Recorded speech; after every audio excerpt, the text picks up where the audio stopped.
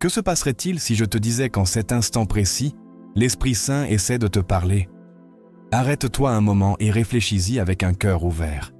Écoutes-tu sa voix? Ou le tumulte de la vie quotidienne étouffe-t-il ce murmure divin? N'est-ce pas une coïncidence que tu sois arrivé jusqu'ici? Ce désir profond de paix, de direction, de réponse, que tu ressens au plus profond de toi, n'est pas un hasard. C'est Dieu lui-même qui frappe à la porte de ton âme. Son esprit est en mouvement constant. Il nous guide, nous console, nous montre le chemin lorsque tout semble sombre. Mais il y a un problème. Beaucoup ne savent pas comment reconnaître sa voix, et cela laisse le cœur confus, pris entre des décisions, se sentant seul, même entouré de gens. Mais aujourd'hui, cela peut changer. Dans les prochaines minutes, nous ouvrirons ensemble la parole de Dieu pour découvrir des principes puissants qui t'aideront à discerner cette voix douce qui vient du ciel. Tu apprendras à faire taire le bruit qui t'entoure, à distinguer la vérité de la confusion et à écouter avec clarté cette direction que tu as tant cherchée. Imagine un instant ce que serait ta vie si tu savais avec certitude que Dieu te parle et que tu comprends exactement ce qu'il te dit. Quelle paix, quelle liberté. Tu ne marcherais plus à l'aveugle, tu n'aurais plus peur de demain, car tu saurais que celui qui a créé l'univers guide tes pas. Mais ce message n'est pas seulement pour toi. En ouvrant ton cœur à ces vérités, tu deviens aussi un instrument de bénédiction pour les autres. En recevant, tu sèmes. En écoutant, tu partages. C'est une opportunité sainte, une invitation à participer à quelque chose d'éternel. Porter le message de Jésus-Christ au cœur assoiffé d'espérance. Alors, si tu es prêt à faire ce pas de foi, je t'invite à faire quelque chose de concret, non par routine, non par obligation, mais comme une déclaration de foi. Déclare par ton action que tu crois que l'Esprit de Dieu agit dans ta vie. Affirme-le, écris-le, proclame-le. Dis de ta propre bouche, « Je suis prêt à entendre la voix de l'Esprit Saint ». Et lorsque tu le diras, que ce ne soit pas seulement une phrase, mais une décision de l'âme. Ensemble, nous marcherons sur ce chemin de foi. Ensemble, nous ouvrirons nos oreilles spirituelles. Ensemble, nous porterons l'espérance du Christ à un monde blessé. Es-tu prêt? Alors, allons-y. Écoutons sa voix, car il t'appelle déjà. Numéro 1. Mes brebis entendent battre ma voix, je les connais, et elles me suivent. Jean 10h27. Ces paroles prononcées par notre Seigneur Jésus-Christ ne sont pas seulement belles, elles sont une promesse vivante. En elles, nous découvrons le secret de la manière dont l'Esprit Saint nous parle, non avec fracas, mais avec tendresse, comme un berger qui appelle ses brebis par leur nom. Imagine un champ ouvert où de nombreuses voix résonnent, où il y a du bruit, du mouvement, de la confusion. Pourtant, au milieu de tout cela, les brebis reconnaissent la voix de leur berger. Elles n'ont pas besoin de voir son visage. Elles n'ont pas besoin d'explication. Leur cœur la reconnaît. De la même manière, l'Esprit Saint agit avec nous. Il ne crie pas, il n'impose pas, il murmure à l'âme. Mais écoutons-nous. Écouter l'Esprit Saint ne se produit pas par accident. C'est une décision, un acte de reddition. Tout comme les brebis ont besoin de temps pour reconnaître la voix de leur berger, nous devons nous habituer à la voix de Dieu. Et comment cela commence-t-il? Avec sa parole. Toute écriture est inspirée de Dieu. 2 Timothée 3,16. Ce n'est pas un livre comme les autres, c'est le souffle divin, une boussole pour l'âme, le reflet du cœur du Père. Peut-être as-tu ressenti une impression dans ton cœur, une idée soudaine, une paix inexplicable. Il est possible que l'Esprit Saint ait cherché à attirer ton attention et peut-être te demande-tu comment savoir si c'est bien lui? Jésus l'a dit clairement. Mes brebis entendent ma voix. C'est la relation qui fait la différence. Il ne s'agit pas seulement d'entendre, il s'agit de suivre. Combien de temps passes-tu seul avec le berger? Quand as-tu fait silence pour l'écouter pour la dernière fois? Nous vivons dans un monde qui crie. Les notifications, les obligations, les distractions, tout rivalise pour capter notre attention. Mais Dieu parle dans le silence, dans la quiétude. Il révèle sa présence. Arrêtez et sachez que je suis Dieu. Psaume 46, 10. Pourrais-tu consacrer 5 minutes aujourd'hui à être simplement en silence devant lui, sans rien demander, juste être là, juste écouter? Et quand il parle, il nous pousse à agir. Parfois, nous ressentons un fardeau pour quelqu'un, une urgence à prier, un besoin d'agir avec compassion. Cette impulsion qui surgit du plus profond de nous et qui est en harmonie avec la parole, c'est l'Esprit qui nous guide. Notre rôle est d'obéir. Plus nous répondons, plus sa voix devient claire. C'est comme cette brebis qui suit son berger encore et encore. Chaque fois qu'elle le fait, le lien se renforce. De la même manière, lorsque nous marchons par la foi et obéissons à la direction de l'Esprit, nous apprenons à faire confiance, à discerner. Si nous vivons par l'Esprit, marchons aussi selon l'Esprit. Galates 5:25. Je t'invite à faire un pas concret aujourd'hui, un seul. Cela pourrait être de lire un chapitre de la Bible ou de réserver 10 minutes pour prier avec sincérité. Ne le fais pas par habitude. Fais-le avec un désir ardent de mieux connaître le berger de ton âme.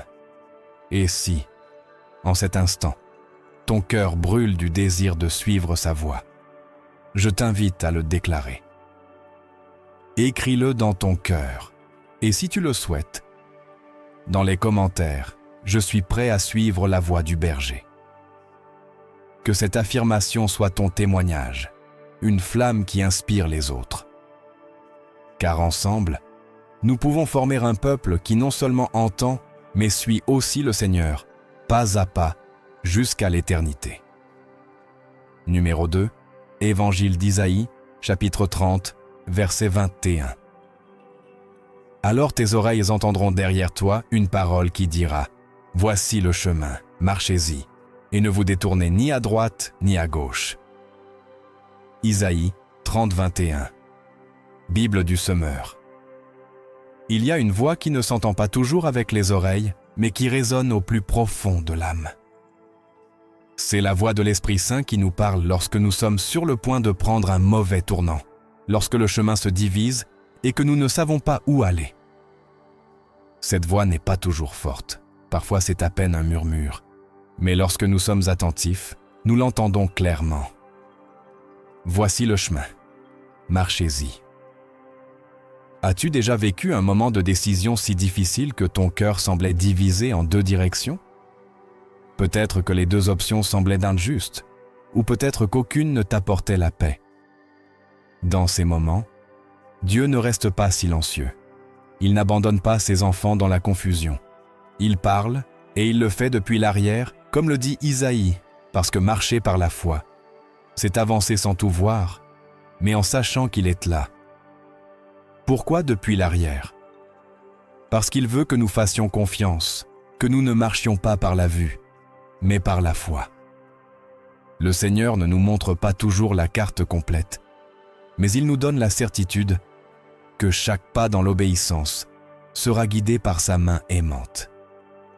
Mais comment distinguons-nous cette voix parmi tant d'autres, parmi le bruit de nos émotions, les conseils des autres, les peurs qui nous paralysent?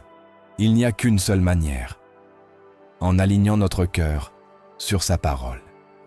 L'Esprit de Dieu ne nous guidera jamais sur un chemin qui contredit ce qui est déjà écrit dans les Écritures. Si l'élan que nous ressentons nous conduit au pardon, à l'amour, à l'humilité ou à la compassion, nous pouvons être sûrs qu'il vient de lui. Mais ce verset nous confronte aussi à une question. Cherchons-nous vraiment sa volonté ou voulons-nous simplement qu'il approuve la nôtre? Parfois, nous prions avec un cœur déjà décidé, en espérant que Dieu bénisse le chemin que nous avons choisi. Mais écouter véritablement exige la reddition.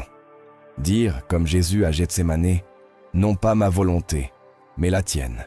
Imagine un voyageur sur un sentier plein de virages. S'il marche seul, Chaque tournant peut être une source d'anxiété, mais s'il est accompagné de quelqu'un qui connaît le chemin, son pas devient confiant. Ainsi est l'Esprit Saint, notre guide fidèle. Il nous corrige lorsque nous nous égarons, il nous encourage lorsque nous doutons. Mais pour l'entendre clairement, il faut être proche. Car plus nous sommes loin de Dieu, plus sa voix devient floue. La prière, la louange et l'étude de la Bible nous rapprochent de sa présence. C'est là que la voix devient claire, là où nous comprenons que même la correction est un acte de grâce. Quand nous entendons cette voix qui nous dit « Ce chemin n'est pas pour toi, ce n'est pas pour nous punir, mais pour nous sauver du mal. » Dieu ne corrige pas par colère, mais par amour, et il ne suffit pas d'entendre. Isaïe nous appelle à agir. Marchez-y. La direction de l'Esprit n'est pas une suggestion à considérer. C'est une directive à obéir, même si cela coûte, même si cela demande de la foi, même si cela implique de renoncer au confort. Obéir à Dieu nous conduira toujours à la vie, à la paix et à un dessein éternel. Regarde les exemples dans la parole. Abraham est parti sans savoir où il allait. Moïse a défié Pharaon avec seulement une promesse. Marie a accepté d'être la mère du Sauveur, sachant que son nom serait remis en question. Tous ont entendu la voix et ont marché, et par leur obéissance, le plan de Dieu s'est manifesté. Aujourd'hui, cette même voix te parle. Peut-être t'appelle-t-elle à un acte de compassion, à pardonner à celui qui t'a blessé, à lui faire confiance au milieu de la peur, à lâcher ce que tu ne peux pas contrôler. Quoi que l'Esprit te dise, fais ce pas, car là où il guide, il y a plénitude. Et souviens-toi de ceci. La voix de l'Esprit reflète toujours l'amour du Père, parfois douce, parfois ferme, mais toujours vraie, toujours pleine d'espérance, toujours orientée à te rapprocher de Christ. Es-tu prêt aujourd'hui à écouter et à obéir? Numéro 3. Évangile de Romains, chapitre 8, verset 14. Car tous ceux qui sont conduits par l'Esprit de Dieu sont fils de Dieu. Romains 8, 14. Ce verset n'est pas seulement une déclaration théologique, c'est un murmure du ciel qui nous rappelle qui nous sommes vraiment. Nous ne sommes pas des orphelins spirituels, nous ne sommes pas des étrangers devant Dieu, nous sommes ses enfants. Et cette identité se révèle chaque fois que nous permettons à son esprit de nous guider. Être conduit par l'esprit n'est pas simplement une expérience mystique, ni un privilège réservé à quelques-uns. C'est la preuve que nous appartenons à la famille de Dieu. Lorsque nous marchons sous sa direction, lorsque nous nous rendons à sa voix, nous confirmons que nous faisons partie de sa maison, héritiers de sa grâce, porteurs de son nom. La conduite de l'esprit implique toujours du mouvement. Elle ne nous laisse pas stagnants. Elle nous pousse vers la croissance, nous mène sur des chemins qui transforment l'âme et façonnent le caractère. Il ne s'agit pas de perfection, mais de reddition quotidienne. Comme un enfant qui prend la main de son père pour traverser une rue inconnue, nous devons nous accrocher à la sagesse divine, même lorsque le chemin semble incertain ou difficile à comprendre. Une des merveilles de l'Esprit Saint, c'est qu'il ne nous dirige pas avec un moule unique. Il connaît chaque recoin de notre cœur. Il sait où nous souffrons, ce qui nous retient, quels sont nos dons et nos faiblesses. Sa guidance est personnelle, adaptée à nos circonstances, pleine d'un amour qui n'est pas généralisé, mais profondément intime. Mais comment savoir que c'est bien lui qui nous guide? L'un des signes les plus clairs se trouve dans le fruit qui commence à fleurir dans nos vies. La lettre aux Galates, chapitre 5, versets 22 et 23, le décrit ainsi. « Mais le fruit de l'esprit est amour, joie, paix, patience, bienveillance, bonté, fidélité, douceur, maîtrise de soi. » Lorsque nos décisions reflètent ces vertus, c'est que l'esprit agit en nous. Une autre manière dont l'esprit nous guide est par la conviction. Ce n'est pas une condamnation, ni une culpabilité vide, celles-ci viennent de l'ennemi. La conviction est ce murmure aimant qui nous indique avec tendresse ce que nous devons laisser derrière nous. C'est quand nous ressentons le besoin de pardonner, de nous réconcilier, d'abandonner une habitude nuisible ou de dire la vérité même si cela coûte. Cela peut être inconfortable, mais c'est toujours pour notre bien. C'est le ciseau de l'esprit, sculptant en nous le caractère de Christ. Romains 8,14 nous rappelle que cette guidance n'est pas impersonnelle. Elle est directement liée à l'amour paternel de Dieu. Comme un père qui prend soin, pourvoit et enseigne à son enfant, ainsi le Seigneur nous guide avec tendresse et détermination. Son désir n'est pas de nous contrôler, mais de nous protéger, de nous édifier, de nous restaurer. Rappelle-toi la parabole du fils prodigue dans Luc 15. Ce jeune homme s'est éloigné, a gaspillé son héritage, a rompu la relation, mais lorsqu'il est revenu, le père a couru à sa rencontre, l'a embrassé, l'a revêtu, l'a appelé à nouveau « Fils ». Ainsi est notre Dieu. Même si nous nous éloignons, l'Esprit ne se lasse jamais de nous ramener à la maison. Et lorsque cette guidance nous mène à l'inexplicable, à ce qui échappe à la logique humaine, là aussi nous pouvons faire confiance. Comme Pierre qui a marché sur les eaux dans Matthieu 14. Humainement c'était absurde, mais quand l'Esprit appelle, il soutient. Notre logique dit « Reste dans la barque », mais la voix du ciel dit « Viens ». Et en obéissant, nous découvrons que le miracle n'est pas dans la compréhension, mais dans la confiance. Suivre l'Esprit exige aussi de la reddition, lâcher le contrôle, abandonner nos plans, reconnaître que nous ne savons pas mieux que Dieu. Jésus l'a exprimé clairement dans Matthieu 16, 25. « Car celui qui voudra sauver sa vie la perdra, mais celui qui perdra sa vie à cause de moi la trouvera. » Il n'y a pas de plénitude sans abandon, et il n'y a pas d'abandon véritable sans confiance en la guidance de l'Esprit. Et quand viennent les jours sombres, quand tu ne sais pas quel chemin prendre, quand l'âme tremble d'incertitude, souviens-toi de cette promesse de Romains 8, 28. Nous savons que toutes choses concourent au bien de ceux qui aiment Dieu, de ceux qui sont appelés selon son dessein. Rien n'échappe au contrôle de Dieu. Si tu aimes Christ, si tu as été appelé selon son dessein, tu peux être sûr que même ce que tu ne comprends pas aujourd'hui est utilisé pour ton bien éternel. Marcher avec l'Esprit, ce n'est pas parcourir un chemin sans obstacle. C'est avancer avec la certitude que nous ne sommes pas seuls. C'est se laisser façonner, corriger, pousser. C'est grandir. Et chaque pas que nous faisons dans l'obéissance renforce notre identité d'enfant de Dieu. Alors aujourd'hui, en méditant sur cette vérité, fais une pause et demande-toi, est-ce que je laisse l'Esprit me guider? Ou est-ce que je prends mon propre chemin, en espérant que Dieu le bénisse après? Car être guidé par l'Esprit n'est pas seulement une bénédiction, c'est aussi une responsabilité. Cela nous appelle à refléter Christ, à obéir même si cela coûte, à vivre comme des témoins vivants de l'amour transformateur de notre Père. Numéro 4. Évangile selon Psaume 37, 23. Les pas de l'homme sont affermis par l'Éternel, et il prend plaisir à sa voie. Psaume 37, 23. Bible du semeur. Cette promesse sacrée révèle une vérité profonde. Nous ne marchons pas seuls. Le Seigneur, dans sa grâce infinie, ne se contente pas de nous montrer le chemin. Il affermit chacun de nos pas, comme un père qui prend la main de son jeune enfant pour traverser un terrain rocailleux.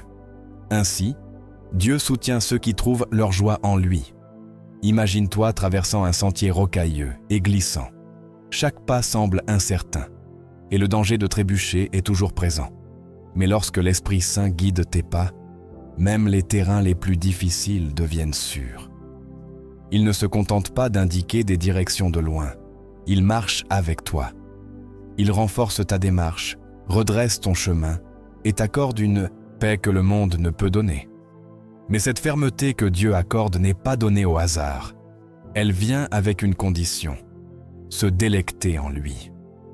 Qu'est-ce que cela signifie? C'est plus qu'admirer ou reconnaître son existence.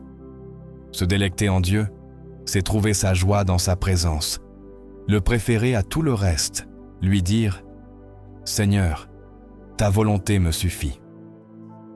Lorsque le cœur se rend ainsi, nos désirs commencent à s'aligner sur les siens, et le murmure de l'esprit devient clair, comme la lumière du matin. L'un des plus grands défis auxquels nous faisons face est d'apprendre à faire confiance au temps de Dieu. Nous aimerions connaître la destination finale, voir la carte complète de notre vie. Mais l'Esprit guide pas à pas, comme un phare qui éclaire juste ce qu'il faut pour avancer aujourd'hui. Cela demande de la patience, et cette patience va souvent à l'encontre de notre nature pressée. Pourtant, chaque pas lent mais ferme fait partie d'un plan éternel. Rappelle-toi l'histoire de Joseph.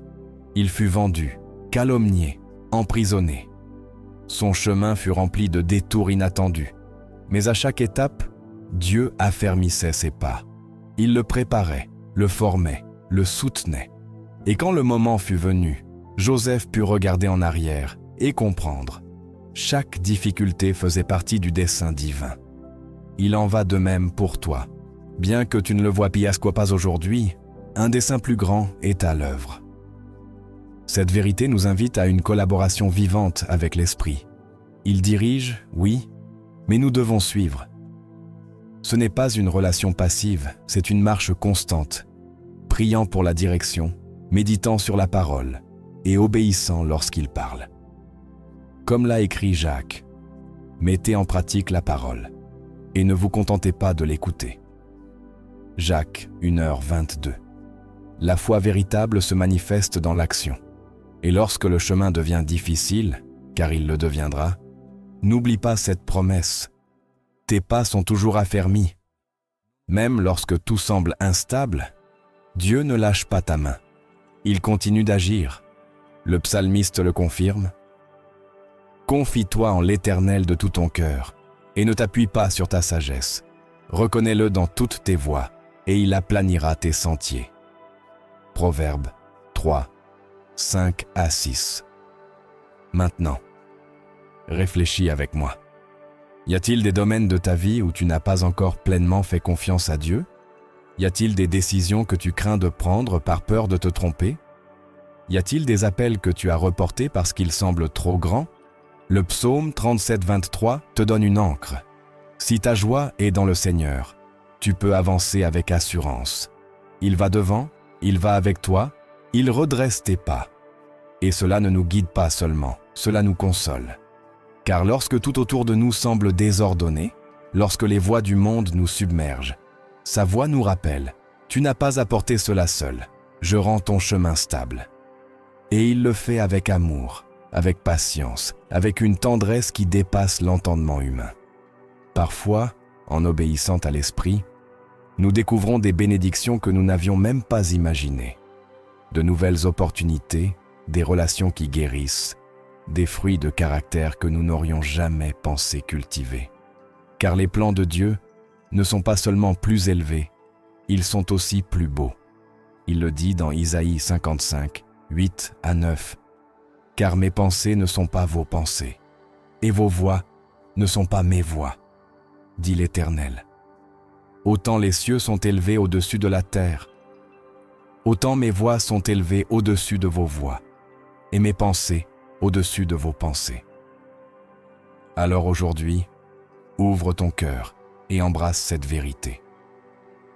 Le Seigneur se réjouit de guider ceux qui se réjouissent en lui. Il n'est pas un spectateur distant, mais un Père proche, engagé dans chaque détail de ton voyage. Sa guidance n'est pas seulement une promesse, c'est une réalité pour quiconque lui fait confiance. Marche donc avec courage. L'Esprit affermit tes pas un à un, jour après jour. Numéro 5. Proverbe 16. 9. Confier à Dieu la direction de ton chemin. Le cœur de l'homme médite sa voie, mais l'Éternel dirige ses pas. Proverbe 16. 9. Bible du semeur. Combien de fois dans la vie avons-nous tracé des plans avec enthousiasme, croyant savoir où nous allons? Nous faisons des listes, nous fixons des dates, nous rêvons de destinations. Mais arrive le moment où, malgré toute notre planification, le chemin change. Et là, cette vérité brille comme une lumière dans l'obscurité. C'est l'Éternel qui dirige nos pas. Chaque jour, nous prenons des décisions. Certaines semblent insignifiantes, quoi porter, quoi manger, mais d'autres nous marquent à jamais. Une relation, une vocation, une décision de foi. Il est naturel de planifier. Le Seigneur ne nous interdit pas de penser ou de projeter, mais sa parole nous rappelle avec tendresse que nos plans, aussi bons qu'ils paraissent, ne trouvent leur véritable sens que lorsqu'ils s'alignent sur sa volonté. Imagine que tu tiens dans tes mains une carte pleine de routes. Tu choisis un chemin, mais en avançant, tu découvres que certaines voies sont fermées, d'autres s'ouvrent de manière inattendue, et il y a des sentiers que tu n'avais jamais envisagés. Ainsi, agit l'Esprit Saint. Il n'élimine pas nos plans, mais il les transforme, les purifie, les ajuste pour nous rapprocher du dessein éternel de Dieu. Et que signifie qu'il dirige nos pas? Cela signifie faire confiance. Faire confiance au fait que ses voies sont plus élevées que les nôtres. Faire confiance au fait que, même si nous ne comprenons pas le pourquoi, nous pouvons nous reposer sur le qui. Un Dieu bon, sage, fidèle.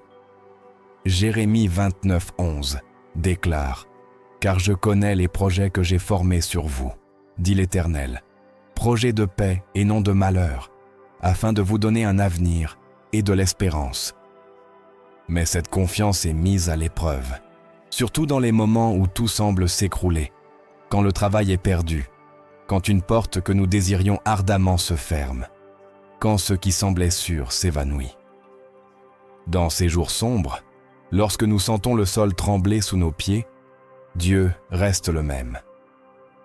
Proverbe 16:9. Ne nous dis pas que tout se passera comme nous le voulons, mais qu'il guidera chaque pas vers le bien. Les interruptions dans nos plans ne sont pas des accidents, ce sont des interventions divines. Chaque porte fermée peut être un signe de protection. Chaque changement inattendu, une invitation à faire confiance plus profondément. Dieu ne nous abandonne pas au hasard. Il marche avec nous. Il prend ce qui est incertain et le transforme en témoignage. Il utilise même nos erreurs pour nous ramener au centre de sa volonté. L'Esprit Saint ne crie pas, souvent il murmure, parfois il guide à travers une parole qui nous touche dans les Écritures.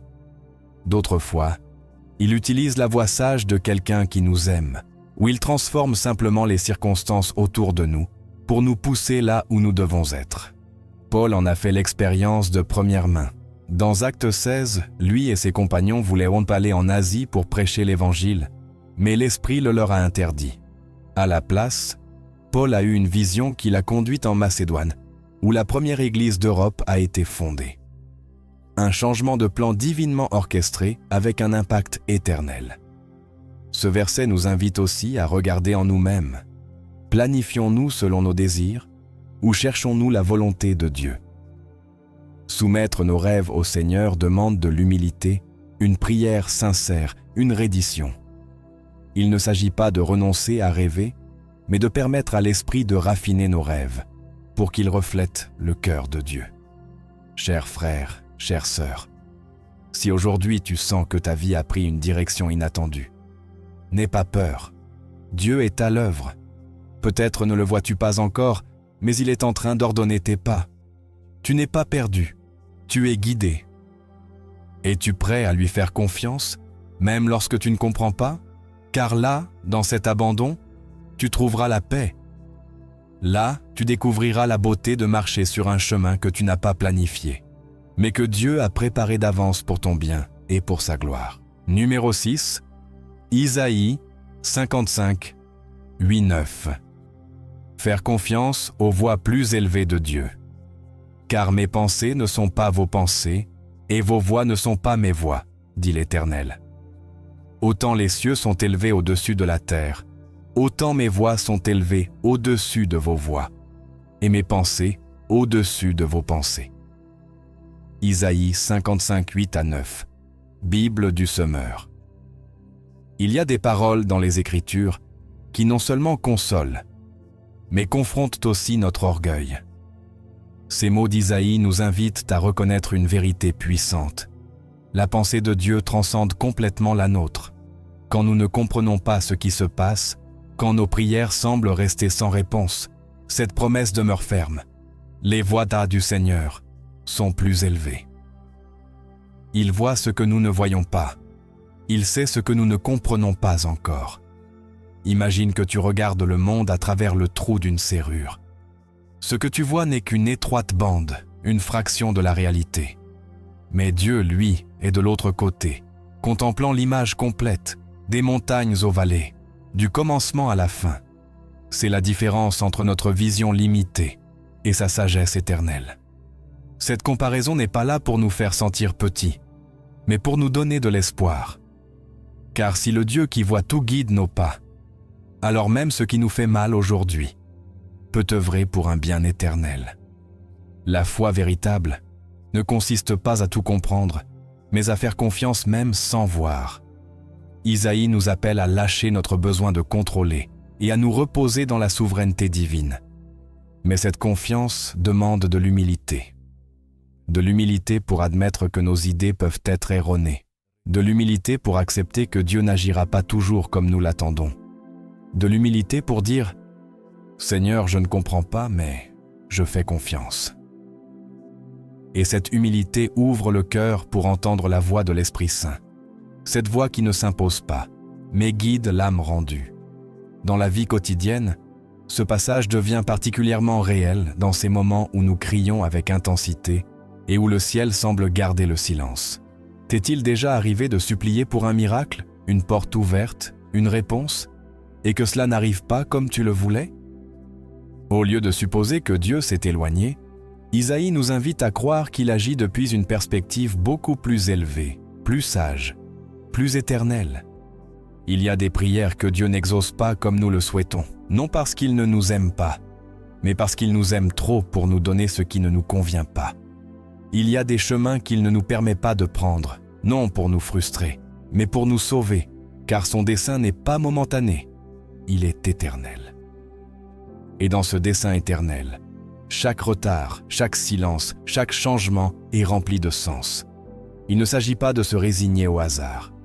Il s'agit de faire confiance à un Père bon, de croire que s'il ferme une porte, il en ouvrira une meilleure, que s'il dit non aujourd'hui, c'est parce qu'il prépare un oui qui bénira non seulement notre présent, mais notre éternité.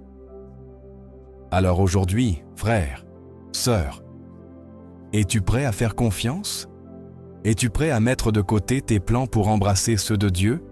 Il ne te demande pas de tout comprendre, seulement de marcher par la foi. Car lorsque tu le fais, tu découvres que ses pensées, bien que plus élevées, sont pleines d'amour, que ses voies, bien que mystérieuses, mènent à la vie. Dieu ne se trompe jamais, jamais. Et même si nous ne comprenons pas toujours, nous pouvons nous reposer dans la promesse que sa volonté est bonne, agréable et parfaite.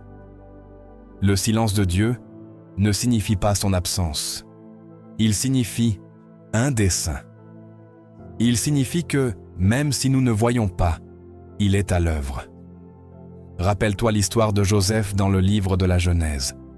Vendu comme esclave par ses propres frères, des années d'injustice, des prisons sombres, des rêves interrompus. Mais dans toute cette souffrance, la main de Dieu ne s'est jamais éloignée de lui, pas un seul instant. Le Seigneur dirigeait chaque pas vers un dessein que personne ne pouvait imaginer. Des années plus tard, lorsque ses mêmes frères sont revenus brisés devant lui, Joseph leur a répondu avec une vérité qui ne peut venir que d'un cœur façonné par Dieu. « Vous avez voulu me faire du mal, mais Dieu l'a changé en bien pour accomplir ce qui arrive aujourd'hui. Sauver la vie à un grand peuple. » Genèse 50-20. Ce témoignage n'est pas seulement une histoire ancienne. C'est une déclaration de foi pour toi et pour moi, car la manière dont Dieu agit n'a pas toujours de sens immédiat, mais elle a toujours de la rédemption, toujours de l'amour. Beaucoup d'entre nous luttent avec le désir de contrôler.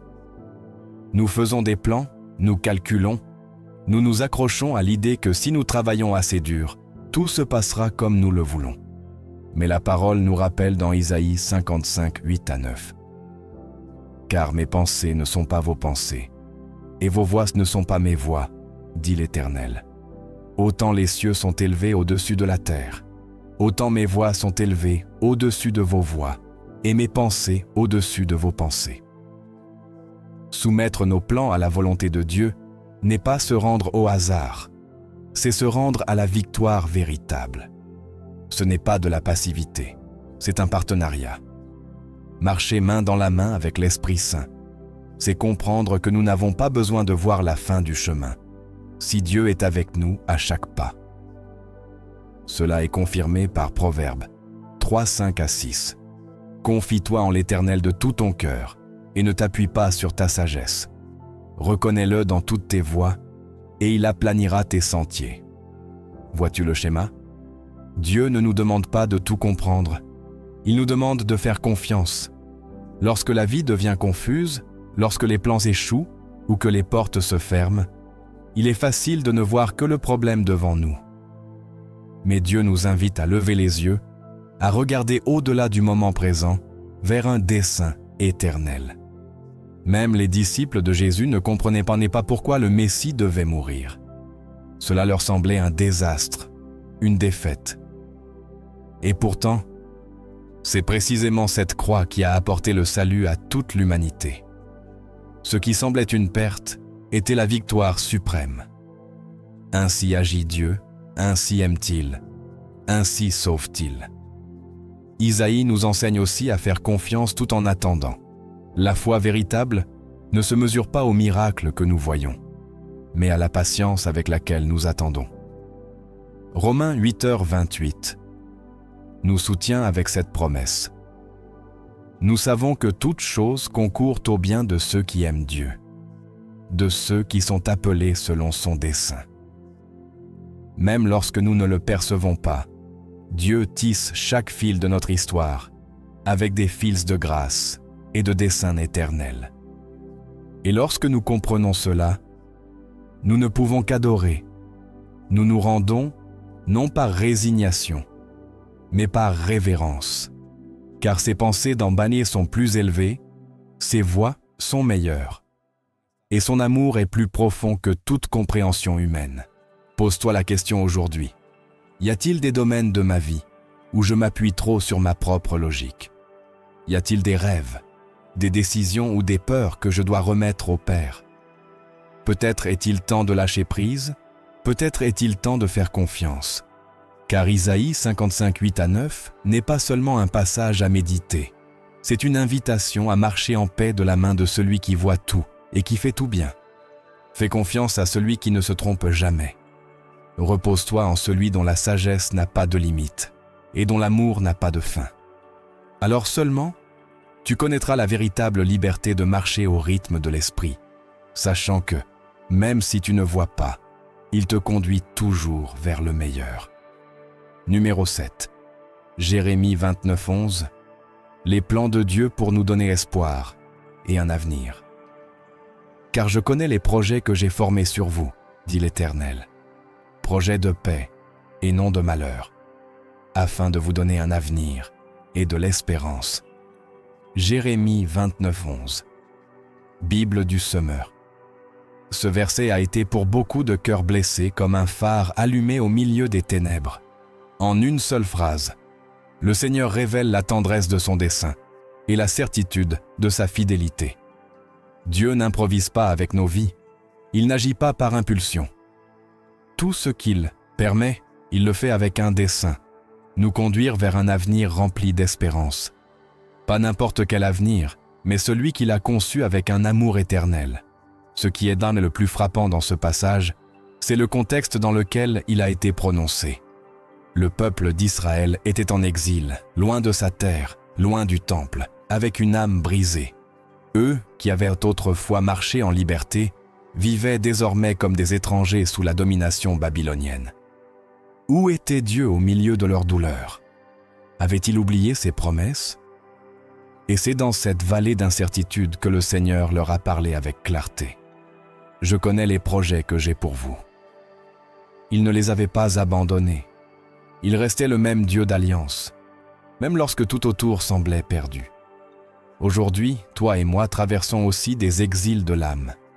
Il y a des saisons où la vie ressemble à un long désert, où l'attente s'éternise, où les réponses ne viennent pas. Et le cœur se demande si Dieu se souvient encore de notre nom. Mais ce verset répond avec puissance. Oui, il se souvient de nous. Oui, il a des projets de paix pour nous, même si le monde autour crie le contraire. Et ce ne sont pas des projets vagues, ni des intentions passagères. Dieu dit, « Je connais les projets que j'ai. » Il y a de la certitude, de l'autorité. Quand nous ne comprenons pas le présent, lui est déjà en train d'écrire l'avenir. Il voit l'image complète, alors que nous ne voyons qu'un coup de pinceau. Faisons-nous confiance à ces projets divins? Croyons-nous qu'ils sont pour notre bien et non pour notre mal? Beaucoup d'entre nous tentent de contrôler le résultat, de s'accrocher à ce qui est connu, craignant l'inconnu. Mais faire confiance à Dieu, c'est se rendre à son dessein, lâcher la peur et embrasser la promesse, même si nous ne voyons pas encore son accomplissement. Alors, que signifie que ces projets sont de paix? Ce n'est pas nécessairement le confort, ni le succès humain, ni l'abondance matérielle. La paix de Dieu va au-delà. C'est cette plénitude qui naît lorsque nous sommes alignés sur sa volonté. C'est le fruit d'un caractère façonné, d'une âme qui apprend à dépendre de lui. Cette paix ne s'achète ni ne se gagne, elle se reçoit par la foi. Et puis, il y a ce mot qui nous soutient, l'espérance. Ce n'est pas un optimisme vide ni un souhait illusoire, c'est la certitude ferme comme le roc que Dieu accomplira tout ce qu'il a promis. Romains 15:13 l'exprime ainsi. Que le Dieu de l'espérance vous remplisse de toute joie et de toute paix dans votre foi, afin que vous abondiez en espérance par la puissance du Saint-Esprit. Cette espérance ne s'épuise pas. Elle nous nourrit pendant que nous marchons, nous rappelle que le silence d'aujourd'hui n'est pas l'oubli de Dieu, mais l'antichambre de son action. Et quand Jérémie parle d'un avenir, il parle du temps de Dieu. Il n'agit pas seulement dans l'immédiat, il voit au-delà. Il construit des générations, comme avec Abraham, qu'il a appelé à quitter sa terre sans lui montrer la destination. Une seule promesse lui a suffi, et par son obéissance, Dieu a initié une histoire de bénédiction qui porte encore des fruits aujourd'hui. Dans le même chapitre, juste 2 versets plus loin, le Seigneur dit « Vous me chercherez et vous me trouverez, parce que vous me chercherez de tout votre cœur. » Jérémie 29:13. Cela nous rappelle que les projets de Dieu ne se découvrent pas par hasard, mais par une prière sincère, une recherche intentionnelle, un cœur rendu qui crie « Seigneur, parle-moi ». Et il répond, il guide, il révèle son chemin à ceux qui le cherchent véritablement. Même lorsque nous nous trompons, lorsque nous nous égarons, Dieu ne rejette pas son dessein. Romains 8h28 nous console ainsi. Nous savons que toute chose concourt au bien de ceux qui aiment Dieu. Il est le Dieu qui rachète, qui transforme nos erreurs en témoignages, qui reconstruit sur les ruines, qui fait naître l'espérance là où il n'y avait que des cendres. Alors, lorsque tu lis Jérémie 29:11, reçois-le comme une lettre personnelle. Ce n'est pas seulement une histoire ancienne, c'est une parole vivante. Aujourd'hui même, le Dieu des cieux te dit « Je sais ce que j'ai préparé pour toi. » Ce n'est pas la destruction, c'est la vie. Ce n'est pas la confusion, c'est un dessein. Ce n'est pas la condamnation, c'est la restauration. Es-tu prêt à lui confier ton chemin, à attendre son temps, à croire, même si tu ne vois pas? Il a déjà écrit ton histoire, et c'est une histoire d'espérance. Numéro 8, Psaume 119, 105. La parole de Dieu comme notre guide. Ta parole est une lampe à mes pieds et une lumière sur mon sentier. Psaume 119, 105. Bible du semeur. Il y a des moments dans la vie où l'âme se sent comme dans une forêt sombre, entourée d'ombre, sans savoir où avancer.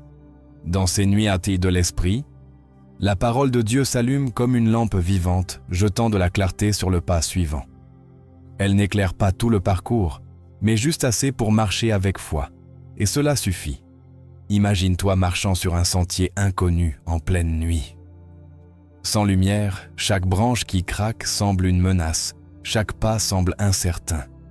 Mais si tu portes une lampe à la main, l'obscurité ne disparaît pas, mais la peur, si. Ainsi agit la parole. Elle n'élimine pas tous les problèmes, mais elle transforme notre manière de les affronter.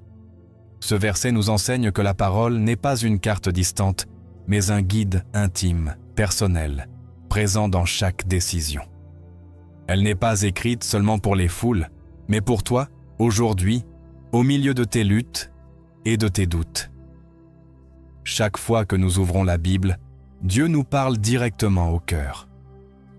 Il connaît ton chemin, tes peurs, tes questions. Et par sa parole, il te donne la sagesse pour décider et la force pour avancer. Mais une lampe n'est utile que si elle est allumée. De la même manière, la parole ne transforme que si nous la cherchons, si nous la lisons régulièrement, si nous la chérissons dans notre cœur. Plus nous passons de temps avec les Écritures, plus notre oreille spirituelle s'affine pour reconnaître la voix du berger. Nous devenons sensibles à sa direction. Nous discernons ce qui vient de Dieu et ce qui n'en vient pas. Et nous ne sommes pas seuls lorsque nous la lisons. L'Esprit Saint agit à travers la parole. C'est lui qui ouvre notre entendement, qui touche les profondeurs de l'âme, qui nous confronte et nous console. Jésus l'a promis dans Jean 16, 13. Quand l'Esprit de vérité sera venu, il vous conduira dans toute la vérité. Lire la Bible avec un cœur en prière, c'est inviter l'Esprit à nous révéler l'éternel, l'invisible, l'essentiel. De plus, la parole ne guide pas seulement, elle protège. Comme une lumière qui t'empêche de trébucher, les Écritures te préservent de la tromperie, du péché, du découragement. Dans Éphésiens 6, 17, il est dit que la parole est l'épée de l'esprit, une arme puissante pour résister à l'ennemi.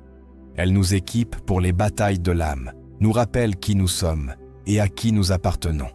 Et cette lumière est aussi une espérance. Dans les jours gris, lorsque le cœur se fatigue, lorsque les larmes ne cessent n'en pas, les Écritures relèvent notre regard. Isaïe 40, 31 proclame « Mais ceux qui se confient en l'Éternel renouvellent leur force. Ils prennent leur vol comme les aigles. Ils courent et ne se lassent point. Ils marchent et ne se fatiguent point. » Cette promesse, comme tant d'autres, est un phare au milieu de la tempête. Maintenant, utilisons-nous cette lampe ou essayons-nous de naviguer dans la vie avec nos propres forces, guidés par nos émotions, par la logique humaine, par des conseils éphémères? La Bible est une mine de sagesse, mais ce n'est qu'en creusant avec constance que nous découvrons son trésor. La lire, la méditer, la vivre, voilà le secret. Le roi David le savait. Bien qu'il soit tombé, bien qu'il ait péché, il est toujours revenu à la parole.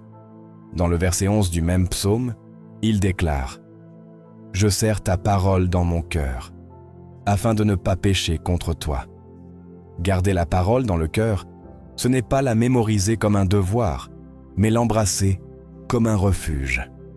C'est ce qui maintient l'âme alignée sur la volonté de Dieu. Nous devons aussi approcher les Écritures avec une attente. Chaque fois que nous les ouvrons, quelque chose peut changer.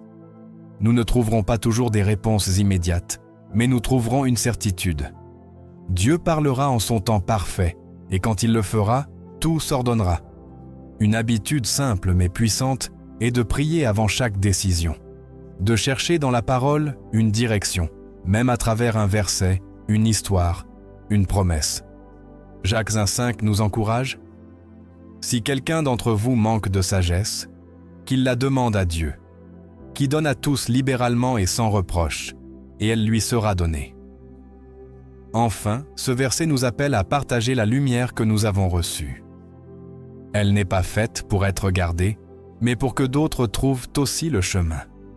Jésus nous a dit dans Matthieu 5, 14 « Vous êtes la lumière du monde ». Lorsque nous vivons selon la parole, lorsque nous reflétons ces vérités, nous devenons des phares pour ceux qui marchent perdus. Que ce psaume nous inspire à nous accrocher à la lampe que Dieu a placée dans nos mains. Ne la néglige pas, ne l'éteins pas. Sa lumière est un guide, une protection, une vie. Et si tu la suis avec foi, elle te mènera directement au centre de la volonté du Père. Numéro 9, Jean 14, 26. Mais le Consolateur, l'Esprit Saint, que le Père enverra en mon nom, vous enseignera toutes choses et vous rappellera tout ce que je vous ai dit. Jean 14, 26, Bible du Semeur. Ces paroles de Jésus ne sont pas de simples promesses lointaines. Elles sont une réalité vivante pour chaque croyant qui place sa foi en lui. Car l'Esprit Saint n'est pas une idée abstraite ni une force impersonnelle. Il est notre ami, notre maître, notre guide. Il est celui que Dieu a envoyé pour ne pas nous laisser orphelins, pour marcher avec nous à chaque étape du voyage de la foi. Jésus l'a appelé le Consolateur, et dans ce nom, il y a un refuge pour l'âme fatiguée. Dans le grec original, paraklétos signifie bien plus que du réconfort. Cela signifie défenseur, aide, conseiller. C'est la présence constante de Dieu en nous, qui parle à notre cœur, nous guide, quand tout semble confus, nous relève, quand nous n'avons plus de force. As-tu déjà senti que tu ne savais pas comment prier, ou que les décisions de la vie te dépassaient? C'est là que l'Esprit se manifeste avec puissance. Pas nécessairement en résolvant tout immédiatement, mais en t'enseignant peu à peu ce que tu dois savoir. Il n'apporte pas la sagesse comme une encyclopédie, mais comme un berger qui guide pas à pas, révélant les vérités au moment juste. T'est-il arrivé, en lisant la Bible, qu'un verset saute à ton cœur avec une clarté que tu n'avais jamais eue auparavant? Ce n'est pas un hasard. C'est l'Esprit Saint qui illumine le texte, appliquant sa vérité à ta situation spécifique, te parlant comme seul Dieu peut le faire. Il n'enseigne pas seulement, il transforme. Il ne remplit pas l'esprit de données, mais change le cœur avec une vérité vivante. Et son enseignement ne se limite pas au texte biblique. L'Esprit agit aussi dans le quotidien, dans nos relations, nos décisions professionnelles, dans la manière dont nous répondons à la douleur ou au rejet. La lettre aux Corinthiens le dit dans le chapitre 2, verset 10.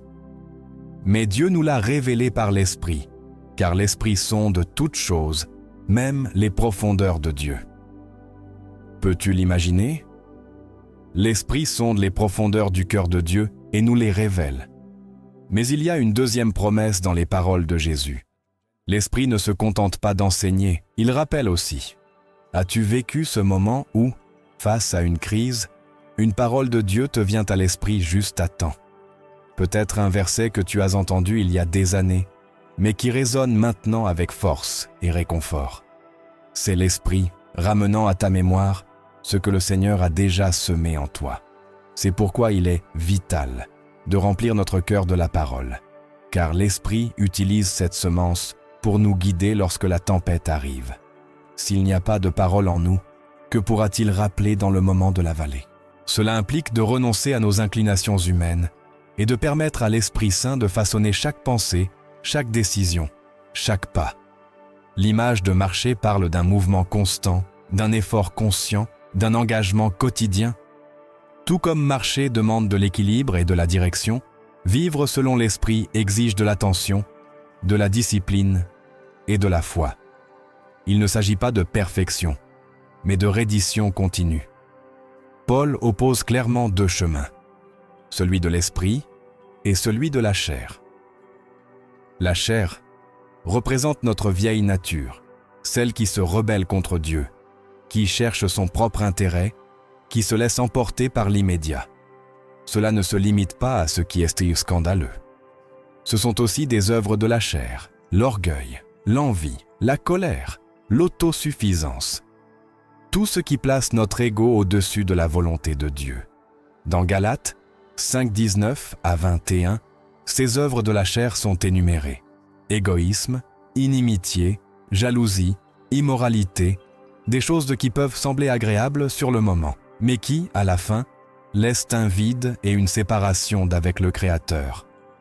En revanche, les versets 22 et 23 offrent une liste bien différente. Mais le fruit de l'esprit est amour, joie, paix, patience, bienveillance, bonté, fidélité, douceur, maîtrise de soi. Ce ne sont pas le résultat d'efforts humains, mais le reflet d'une vie livrée au Seigneur. Comme un arbre qui ne s'efforce pas de produire des fruits, mais les produit simplement lorsqu'il est bien enraciné dans un sol fertile, de même notre âme produit du fruit lorsqu'elle est connectée à l'esprit. Marcher dans l'esprit ne signifie pas s'efforcer de paraître chrétien. C'est laisser l'esprit transformer notre intérieur pour que nos actions reflètent son caractère. C'est vivre conscient de sa présence, attentif à sa voix, obéissant à son impulsion. Ce n'est pas facile. Le monde nous offre de nombreux raccourcis, mais aucun ne mène à la vie. Es-tu prêt aujourd'hui à marcher dans l'esprit, à laisser derrière toi ce qui t'éloigne de Dieu et à embrasser une vie qui glorifie son nom? Il ne te demande pas de le faire seul. Il marchera avec toi, te guidant, te fortifiant, te relevant lorsque tu trébucheras. Mais comment cultivons-nous cette relation intime avec l'esprit? Tout commence par la reddition. Marcher dans l'esprit implique de lâcher le contrôle, ce qui nous coûte tant. Faire confiance que Dieu nous guidera, même si le chemin ne ressemble pas toujours à ce que nous imaginons ou désirons. Et cela n'est pas facile. Il y a des moments où ses plans défirent les nôtres, mais sa parole est claire. Car la chair a des désirs contraires à ceux de l'esprit, et l'esprit en a de contraires à ceux de la chair. Ils sont opposés l'un à l'autre. Galates 5:17. Et plus loin dans Romains 8:6, car l'affection de la chair, c'est la mort, mais l'affection de l'esprit, c'est la vie et la paix. Là réside la promesse, la vie et la paix, pour celui qui se rend. La prière est le battement de cœur de cette marche spirituelle. C'est là, dans le secret, que l'Esprit nous parle, nous corrige, nous fortifie. Parfois avec des soupirs inexprimables, parfois avec une conviction profonde qui nous guide. Nous pouvons prier pour la sagesse face à une décision difficile, pour la force de résister à la tentation, ou simplement pour être en sa présence sans mots, comme un enfant dans les bras de son Père. Et que serions-nous sans la parole de Dieu? Elle est la lampe qui éclaire nos pieds et la lumière qui illumine notre sentier. Ta parole est une lampe à mes pieds et une lumière sur mon sentier. Psaume 119, 105. Lorsque nous nous imprégnons des Écritures, nous discernons avec clarté. La voix de l'Esprit ne contredit jamais ce qui a déjà été révélé. Là, nous trouvons direction, réconfort et aussi correction. Mais nous ne sommes pas appelés à marcher seuls. La vie dans l'Esprit se vit en communauté. Nous avons besoin de frères et sœurs qui nous encouragent, nous exhortent, nous rappellent les promesses lorsque notre foi vacille. Et prenons garde les uns aux autres pour nous exciter à l'amour et aux bonnes œuvres. Hébreux 10, 24. La communion n'est pas un ornement spirituel, c'est une nourriture pour l'âme. Dans la compagnie des croyants, nous trouvons un écho à nos luttes et un encouragement pour continuer à marcher. Marcher dans l'esprit, c'est aussi accepter son œuvre sanctificatrice. Être saint n'est pas un moment magique, mais un processus de transformation continue. C'est tomber et se relever. C'est grandir au milieu des larmes. C'est être taillé pour porter plus de fruits. L'Esprit nous accompagne non seulement comme un réconfort, mais comme une puissance qui nous rend capables de vaincre le péché et de vivre pour la gloire de Dieu. Regarde Pierre. Avant de recevoir l'Esprit, il était impulsif, craintif, sujet à l'échec. Mais après la Pentecôte, il est devenu un prédicateur audacieux, un témoin fidèle, un serviteur transformé. Cette même puissance qui a agi en lui est disponible pour toi et pour moi. Peu importe à quel point nous nous sentons maladroits ou faibles, l'Esprit peut faire de nos faiblesses des instruments de sa gloire. Cependant, ce chemin n'est pas automatique, il exige de la vigilance. La chair ne disparaît pas lorsque nous venons à Christ. Ses désirs murmurent, insistent, cherchent à nous détourner. C'est pourquoi Paul utilise le mot « marcher » qui implique un mouvement constant, une décision quotidienne. Je dis donc, marchez selon l'Esprit et vous n'accomplirez pas les désirs de la chair. Galates 5,16. Chaque jour est un choix. Suivrons-nous l'Esprit ou céderons-nous à notre nature déchue? Ces questions nous amènent à examiner notre cœur. Laissons-nous vraiment l'Esprit nous guider ou restons-nous accrochés à nos propres plans? Obéissons-nous à sa voix ou rationalisons-nous nos désobéissances? Marcher dans l'Esprit, c'est se rendre encore et encore. C'est revenir à l'autel et dire « Seigneur, fais ta volonté, pas la mienne ». Au final, il ne s'agit pas de règles ni de rites, il s'agit d'une relation, de demeurer en celui qui nous connaît, nous aime et nous donne la puissance de vivre comme ses enfants. Et lorsque nous marchons avec lui, notre vie se remplit de fruits visibles. Amour, paix, joie, patience, non comme une obligation, mais comme une expression naturelle de sa présence en nous. Cette vie marquée par la présence de l'Esprit ne transforme pas seulement notre intérieur, elle attire aussi les autres vers la vérité éternelle de l'Évangile. Numéro 11. Psaume 46, 10. Arrêtez, et sachez que je suis Dieu. Je serai élevé parmi les nations, je serai élevé sur la terre. Psaume 46, 10. Bible du semeur. Il y a des moments dans la vie où tout autour de nous semble s'agiter, trembler.